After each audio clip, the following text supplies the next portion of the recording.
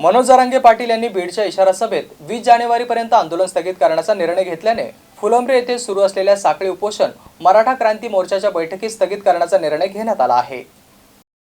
फुलंब्री शहरातील महात्मा फुले चौकात मराठा आरक्षणाच्या पार्श्वभूमीवर मनोज जरांगे पाटील यांना समर्थन म्हणून मागील गेल्या 23 दिवसांपासून साखळी उपोषण सुरू होते। मनोज जरांगे पाटील यांनी बीडचा इशारा सभेत 20 जानेवारीपर्यंत आंदोलन स्थगित करण्याचा निर्णय घेतल्याने फुलंब्री येथे सुरू असलेल्या साखळी उपोषण मराठा क्रांती मोर्चाच्या बैठकीत स्थगित करण्याचा निर्णय रविवारी रोजी घेण्यात आला। दरम्यान उपोषण स्थगित करून पोलिसांना सहकार्य करावे अशी भूमिका पोलिसांनी घेतली होती आणि त्यामुळे संबंधित साखळी उपोषण स्थगित करण्याचे पत्र पोलीस निरीक्षक रवींद्र निकाळजे यांना मराठा क्रांती मोर्चाच्या वतीने देण्यात आले। फुलंब्री तालुक्यात 2 डिसेंबर पासून शहरातील मुख्य चौकात साखळी उपोषण सुरू करण्यात आले होते। 23 डिसेंबर रोजी बीडचा इशारा सभेत मनोज जरांगे पाटील यांनी 20 जानेवारी 2024 पर्यंत आंदोलन स्थगित करण्याचा निर्णय घेतला आहे आणि त्यामुळे फुलंब्री येथे महात्मा फुले चौकात 23 दिवसांपासून सुरू असलेल्या साखळी उपोषणासंदर्भात मराठा क्रांती मोर्चाने बैठकीचे आयोजन रविवारी केले होते।